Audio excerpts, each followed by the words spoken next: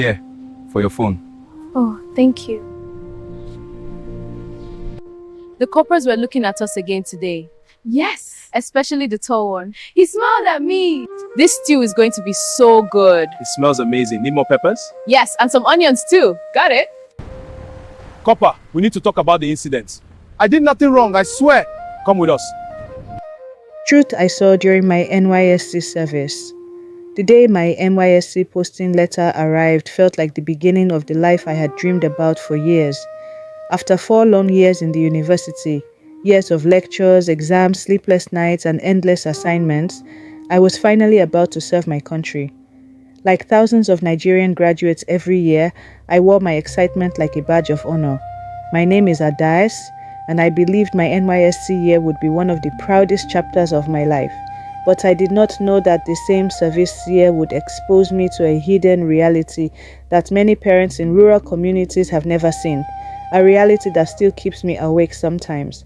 A reality that made me realize that not every danger children face comes from strangers. Sometimes the danger comes from people they trust the most. And that is why I am telling this story today, not to shame anyone, not to insult the NYSC scheme, but to open the eyes of parents, teachers, communities, and young students. Because what I saw during my service year is something that must never be ignored. The day I arrived in the village. The journey to the village took almost 7 hours from the state capital, 7 hours of dusty roads, 7 hours of staring through the bus window, wondering what my new life would look like, 7 hours of imagining the students I would soon teach. When the bus finally stopped at the village junction, I stepped down with my NYSC bag and a mixture of excitement and fear. Within minutes, people began whispering, "Corper don come," another corper don reach. In many rural communities in Nigeria, NYSC members are treated like celebrities. People assume you are educated. People assume you are responsible. People assume you are a role model. But what many people forget is that coppers are still young adults trying to figure out life themselves. And sometimes that combination can be dangerous. My first day at the school. My first day at the community secondary school was unforgettable. The entire school gathered for morning assembly. Students stood in neat rows wearing faded uniforms. Some uniforms were torn, some shoes were broken, some students had no shoes at all, yet their faces were full of curiosity. The principal stepped forward and cleared his throat. Then he pointed toward me. "Students," he said proudly, "this is Corper Adaeze, your new English teacher." The students clapped loudly. Some of them smiled. Some of them whispered. Some of the girls giggled shyly. Some of the boys stared with wide eyes. At that moment, I felt proud. I felt respected. I felt important. But I didn't know that behind that respect, there was also something else. Something that many adults fail to notice. Teenagers in rural schools often idolize coppers. To them, coppers are fashionable. Coppers are modern. Coppers are from the city. Coppers represent a life they dream of living someday, and sometimes that admiration can become dangerously personal. The Corper's Lodge. There were 8 of us posted to the village, 3 female coppers, 5 male coppers. We all lived in the same lodge provided by the community. At first, everything felt normal. We cooked together, we complained about village mosquitoes together, we laughed about the lack of electricity. We talked about our university experiences. We looked like ordinary young graduates trying to survive NYSC. But slowly, small things started catching my attention.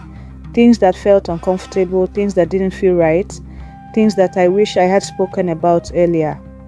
The first warning sign. One afternoon after school, I saw something that made me pause. One of the male coppers was standing near the school gate. Around him were 3 female students. They were laughing, they were chatting, they were behaving like close friends. At first I ignored it. After all, teachers sometimes talk to students, but something about the way they were interacting felt unusual. The girls looked too comfortable, too familiar, too attached. I brushed the thought aside, but that was only the beginning. Conversations I wish I never heard. One evening at the lodge, 2 male couples were talking loudly outside. They didn't realize I was inside the next room. One of them laughed. Then he said something that made my stomach turn. He said, "Village service sweet die. These small girls could do anything for airtime." The other one laughed loudly. Then he replied, "Just buy them shawarma and recharge card. Finish." I froze where I was sitting. My heart started beating faster. Part of me wanted to believe it was just stupid joking, but another part of me knew something was wrong. Very wrong. The evening lesson. Culture. In the village, evening lesson classes were very common. Students often told their parents, "I'm going for work lesson. I'm going for jam preparation. I'm going for extra class." Most parents happily allowed it. After all, every parent wants their child to pass exams. But slowly I began to hear strange things from students. Some girls would stay behind after lesson hours. Some students would return home very late. Some students seemed more interested in certain teachers than in the lessons themselves.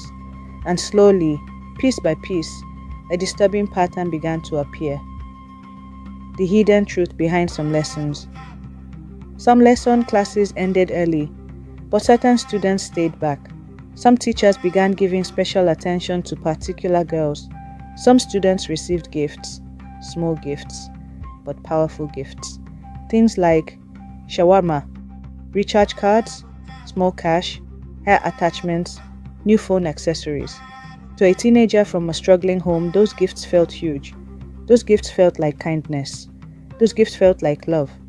But in reality, they were often tools of manipulation. Why many students fall into this trap? Many of the girls in that school came from very poor families. Some of them hawked goods after school. Some helped their mothers in the market. Some struggled just to buy notebooks. So when a young corper showed them attention, they felt special. When a corper called them smart girl, they smiled for days. When a corper bought them food, they felt chosen. They didn't realize that admiration can sometimes be misused, and that is where the danger begins.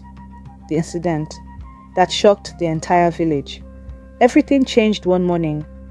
One student stopped coming to school. This was Chioma's seat. I wonder where she is. Maybe she moved schools. I hope she's okay. Chioma? Is Chioma here? She's not here, ma. Not here. Where is she? You don't know. Her name was Kioma. She was in SS2. She was quiet. She was intelligent. She was one of the best English students I had. At first we thought she was sick. Then 1 week passed. Then 2 weeks passed. Then the truth exploded like a thunderstorm. Kioma was pregnant. The rumors spread like wildfire. Within days, the entire village was talking. Parents whispered in the market, students gossiped in the classroom, teachers argued in the staff room. Everyone was asking the same question. Who is responsible? At first, Kioma refused to talk. This is unacceptable. Our children deserve better. Exactly. The leaky rules broke on this. We demand action. But eventually the truth came out. And when it came out, it shocked everyone. She said the father was a corper who had been giving her WAEC lessons. The denial. At first, the corper denied everything. He said the girl was lying. He said people were trying to destroy his reputation. But rumors continued spreading. Students started revealing small details. People began connecting the dots. And slowly, the truth became impossible to hide. The quiet removal. The NYSC office was contacted. Officials came to the village. Meetings were held quietly. Within days, the corper disappeared from the community. No dramatic arrest, no loud announcement. He was simply removed. Copper, we need to talk about the incident. I did nothing wrong, I swear. Come with us. But the real problem remained. A young girl's life had already changed forever. The part that broke my heart. Kioma stopped coming to school completely. Her friends avoided talking about her. Teachers avoided mentioning her name. But every time I entered the classroom and saw her empty seat, my chest tightened. Because behind that empty chair was a painful truth. One mistake, one abuse of trust, one moment of manipulation, and a young girl's future was suddenly uncertain. What I learned during my NYSC year. During that year, I realized something important. Not every corper behaves this way. In fact, many NYSC members are responsible, disciplined, and professional. But the problem exists because certain conditions allow it to happen, conditions that many communities ignore. The real reasons this problem happens: 1. Lack of supervision. Some rural schools have almost no monitoring of lesson classes. 2. Excessive admiration. Students see corpers as celebrities. They want their attention. 3. Blind trust. Many parents assume that extra class always means education. 4. Poverty small gifts can influence vulnerable teenagers. 5. Silent students often fear speaking out, and silence protects wrong behavior. My message to parents. If you are a parent reading this, please understand something very important. When your child says, "I'm going for jam lesson," "I'm going for WAEC class," "I'm going for extra lesson," do not simply nod and ignore it. Ask questions. Important questions. Questions that protect your child, such as, where exactly is the lesson taking place? Who is teaching the class? What time does the class end? Who else attends the class? Sometimes visit the place yourself. Sometimes talk to other parents, because awareness is protection. My message to schools. Schools must also do better.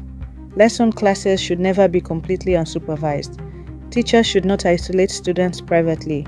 Clear professional boundaries must exist. Education must always remain safe and respectful. My message to NYSC members. If you are a corper serving in any school, remember something powerful. Those students trust you. They admire you.